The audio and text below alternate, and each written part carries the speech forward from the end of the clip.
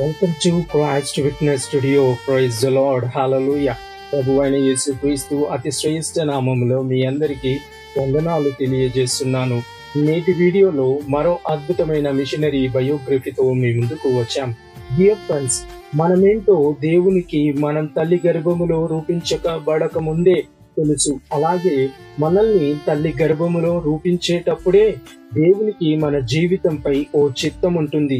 అయితే ఆయన చిత్తాన్ని మనం ఇష్టపడి చేయాలి, కానీ ఆయన మనల్ని బలవంతము చేయడు. ఒకవేళ దేవుని చిత్తాన్ని మనం ఇష్టపూర్వకంగా నెరవేరిస్తే మన జీవితం ఎందరికో ఆశీర్వాదకరంగా మారుతుంది. ఇలాగే ఒక వ్యక్తి బ్రాహ్మణ కుటుంబములో జన్మించి తర్వాతి కాలములో క్రీస్తు గురించి తెలుసుకుని విశ్వసించి ఆ క్షణము నుండి తన జీవితాన్ని దేవుని చిత్తానికి అర్పించుకొని ఎందరికో ఆశీర్వాదకరంగా మారాడు. అతనే కాళీచరణ్ చటర్జీ.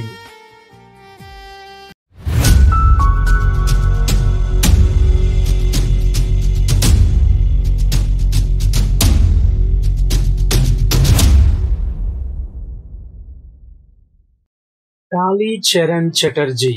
కాళీచరణ్ చటర్జీ, ఇతన్ని కేసీ చటర్జీ అని కూడా అంటారు.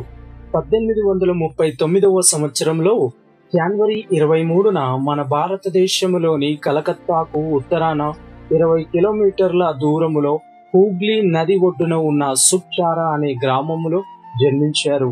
హిందూ బ్రాహ్మణ కుటుంబములో జన్మించిన చటర్జీ గారు సంస్కృతంలో ప్రావీణ్యం సంపాదించి తన 5 సంవత్సరాల వయసులోనే శ్లోకాలను అనర్గళంగా పాటించారు. చటర్జీ గారి ఇంట్లో అనేక మంది హిందూ దేవుళ్ళు ఉండేవారు మరియు అప్పుడప్పుడు అతని తండ్రి దేవతలను ప్రసన్నం చేసుకోవడానికి జంతువులను బలి ఇచ్చేవారు. ఒక విధంగా చెప్పాలంటే చటర్జీ గారు రక్తం చిందించకుండా పాప విముక్తి లేదు అని ప్రకటించే విశ్వాసములో పెరిగారు. చటర్జీ గారు తన 8 ఏళ్ల వయసులో అగరాఫరల్లోని ఒక మిషనరీ పాఠశాలలో చదువుకోవడం ప్రారంభించారు. అయితే అక్కడ క్రైస్తవ ప్రధాన ఉపాధ్యాయుడి ఆదర్శప్రాయమైన జీవితం ఈ యువ చటర్జీని శక్తివంతంగా ప్రభావితము చేసింది. వేదాల సారాంశం చాలా గొప్పదని అతను అర్థం చేసుకోవడం ప్రారంభించాడు. అలాగే క్రీస్తు తప్ప అతని దేవతలు ఎవరు దానిని నెరవేర్చలేకపోయారు. ఆ సమయంలో యేసు నిజంగా పవిత్రుడు, హాని చేయనివాడు మరియు నిష్కలంకుడు. అలాగే ఆయన రక్తం మాత్రమే ప్రతి పాపము నుండి శుద్ధి అవుతుంది అని చటర్జీ గారు నమ్మారు.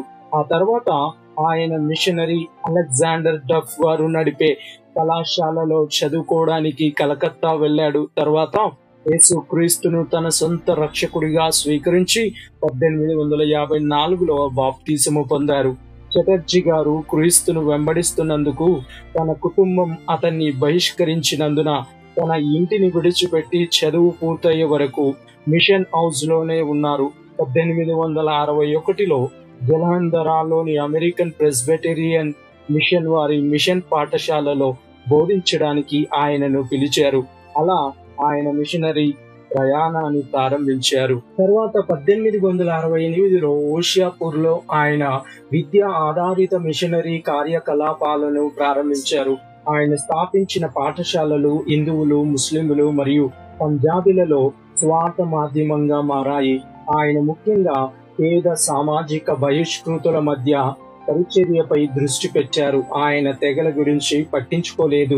అలాగే స్వదేశీ చర్చ్లని స్థాపించడంలోనే మాత్రమే పనిచేశారు. అలాగే చటర్జీ గారు National Missionary Society of India స్థాపనకు దారి తీసిన చర్చ్ల ఏకీకరణ కోసం కూడా ఆయన పనిచేశారు. చటర్జీ గారు జలంధర్ మిషన్ లో తన మాజీ సహోద్యోగి గోలక్నాథ్ కుమార్తెను వివాహం చేసుకున్నారు. తర్వాత శ్రీమతి చటర్జీ గారు ఓషియాపూర్లోని మిషన్ పాఠశాలలో అత్యంత నైపుణ్యము కలిగిన ఉపాధ్యాయురాలిగా మారింది. అలాగే చటర్జీ దంపతులకు దేవుడు ఒక కుమార్తెను అనుగ్రహించాడు. ఆమె పేరు డోరా చటర్జీ.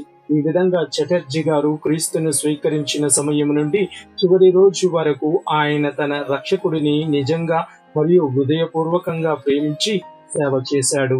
ఇలా సుదీర్ఘమైన మరియు విజయవంతమైన పరిచర్య తర్వాత విలక్షణమైన వ్యక్తిత్వము మరియు విఫలము కాని క్రైస్తవ ఉద్దేశము కలిగిన వ్యక్తి చటర్జీ గారు చివరిగా 1916లో ప్రభువులో నిద్రించారు. ఆమేన్. నిత్యము యేసుక్రీస్తు నామానికే మహిమ కలుగునుగాక. ఆమేన్. మేము మా ఛానల్లో అందించిన ఇతర వీడియోలను కూడా చూసి లైక్ చేసి మీ మిత్రులకు శ్రేయోభిలాషులకు షేర్ చేయండి. అలాగే ఈ వీడియో మీకు నచ్చినట్లయితే ఈ వీడియోపై మీ కామెంట్ను అభిప్రాయంను పోస్ట్ చేయండి. ఇప్పటి వరకు మా ఛానల్ను సబ్స్క్రైబ్ చేయకుంటే వెంటనే సబ్స్క్రైబ్ చేసి కొత్త వీడియోల నోటిఫికేషన్స్ కోసం సబ్స్క్రైబ్ బటన్ ప్రక్కన ఉన్న బెల్ ఐకాన్ను క్లిక్ చేయండి. అందరికీ వందనాలు. Thank you. God bless you all. Amen.